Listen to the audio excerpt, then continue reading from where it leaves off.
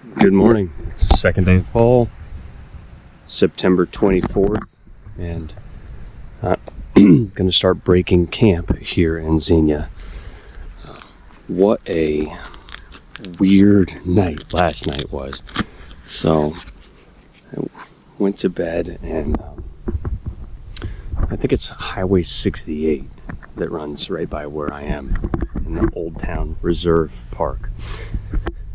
And boy, I don't know really where Highway 68 goes to or from, but there sure are a lot of people going to or from wherever that is. It was just unceasing. And so the traffic noise was a bit, but you don't know what you're going to get with that. So like that wasn't the end of the world. The very interesting, I'm going to call it unpleasant part of my experience was, I don't know, like 10:30, somewhere in there, I start hearing this music playing. Kind of a weird beat. And I'm like, that's odd. And then I think, and maybe that's part of my problem is I think, but, think too much, worry too much, whatever. There's this parking lot back here that's off the beaten path. I thought, oh man, what if this is a place people come back to either purchase drugs or do drugs? That doesn't really, bother me, I guess, necessarily.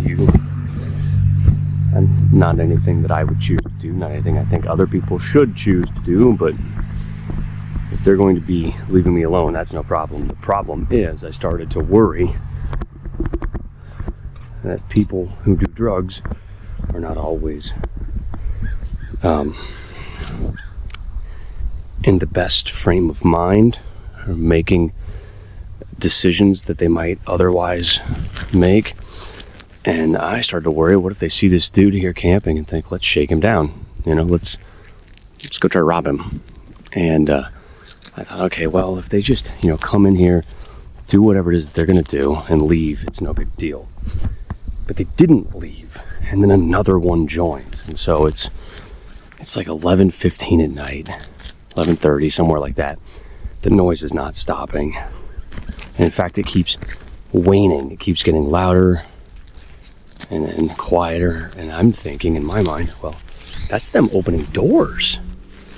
That's the only explanation for this change in volume that comes and goes. So I'm debating what to do, and I keep thinking, like, if I just wait it out, they'll leave, and they are not leaving. So I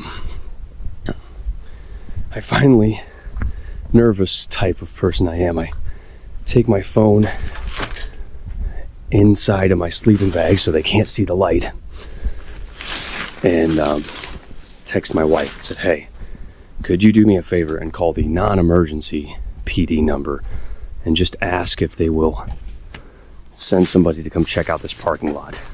I explained what's happening. She was a little concerned, obviously, but said yeah. So she called, and they said that they would send somebody as soon as they were able to send somebody. And I guess that's odd. Where I'm from, I'm used to the police not really having a whole lot to do. So you call, and they're there in like 5 minutes. But I don't know, the music continues loudly, and finally about 25 minutes later, I hear a car pull in quietly, and then I see a flashlight, and then it shines like right at me, and then over to the parking lot, and right at me again, and over to the parking lot. And I can kind of read between the lines that this police officer is saying, nervous dude, there is nobody here. So I had not at that point unzipped my tent to actually look out, because I didn't want to attract any attention. I I know it's maybe not like nice or fair of me or whatever to be making all these like hypothetical assumptions about what someone may or may not do to me, but I am not a city boy, and I was nervous. So after I consider that the police officer's response sort of indicated to me that there's nobody around, I wondered what else could it be, because the noise did not stop. And then I realized I'd seen a number of homeless people on the bike trail yesterday, and some of them were blaring music. And I think the best explanation for the music kind of growing and fading away is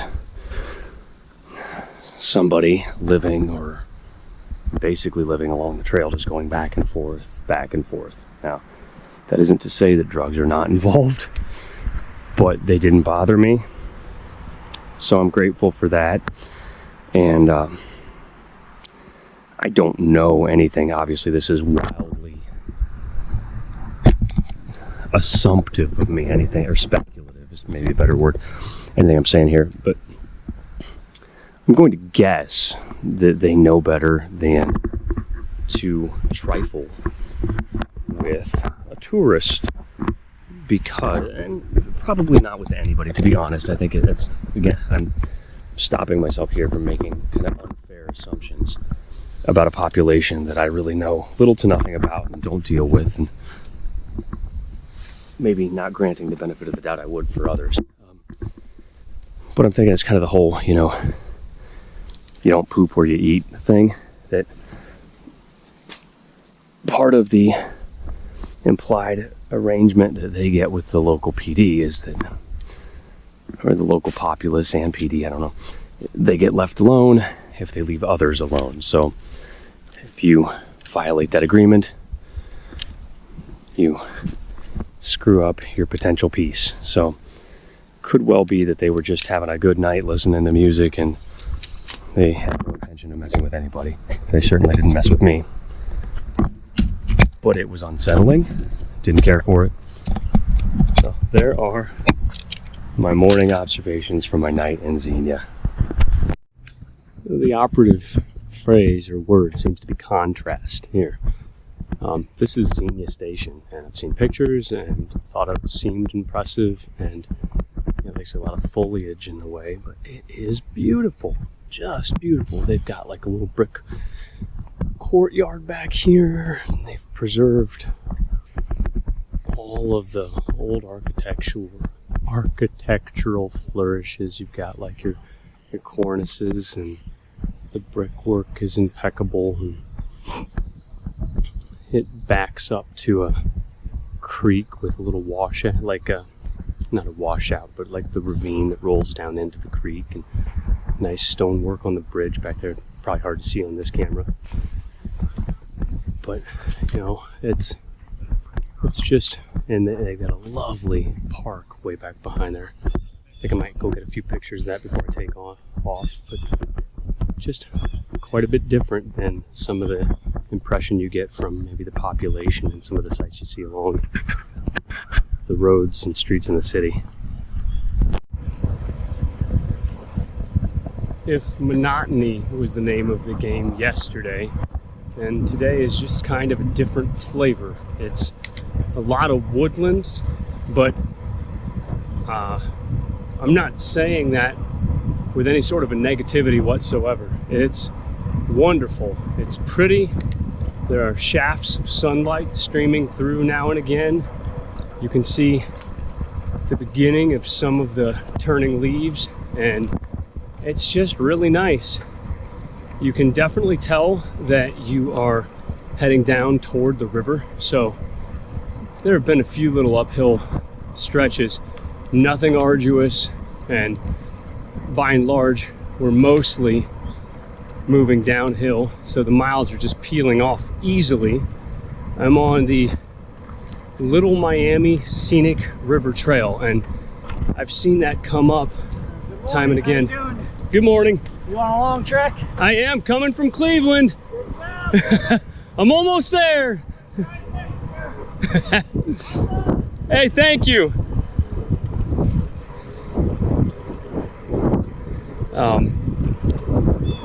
I keep missing my opportunity. I thought it would be funny to excitedly tell somebody that I'm almost to Cleveland, you know, because I'm like 60 miles from Cincinnati. See if I could trick them, but in the moment I forget.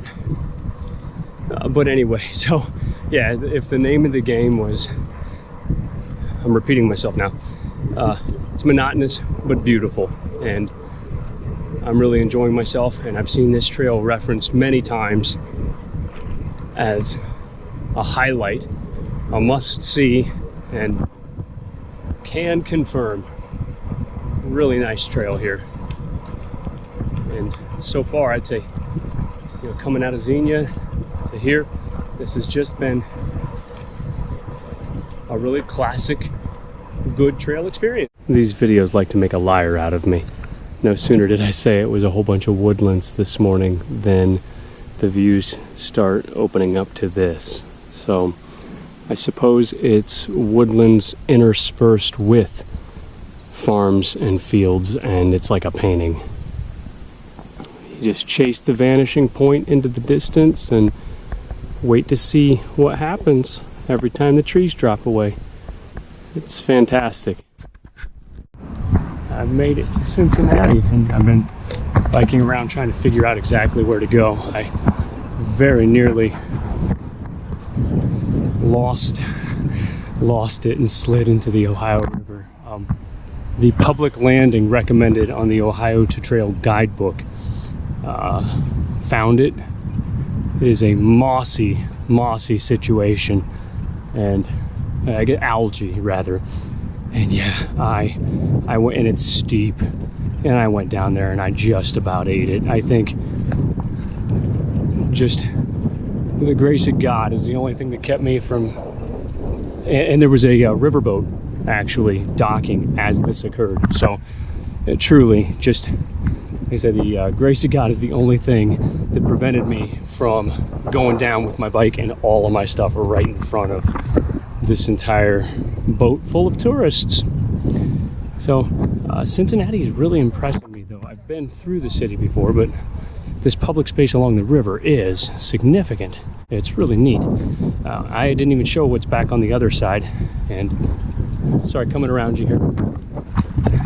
It just goes on and on. They have done such a nice job with the riverfront here, and it's hard not to draw comparisons, but between like this and Cleveland's got a ways to go if it wants to try to match what's going on here. And then I guess while I'm waiting on my ride, I could do some points of comparison from day to day. I will say day one was a battle. Day two was also a battle, but yeah, I guess that's really what I got to say about day two. It was a battle. Day three was a treat. Mount Vernon and Sunbury were like surprise bright spots. They were very cool. And I've been to Mount Vernon a number of times, just never as a pedestrian. And I think it goes to show what kind of a different experience you can get when you have to slow down and go through at a walking or biking pace to check someplace out. Really enjoyed, like I said, everything along that day. Xenia was an interesting town. And today, Loveland is like nothing I've ever seen before. If there's a blueprint for how to make a successful, walkable bike touring town, that's the one. It was unbelievable. I've never seen so many people in a downtown. I had to look them up. I thought maybe like there's a college or something, and no, it was just an impressive town. They've done something to get all kinds of activity and growth and interest, and they've done it well.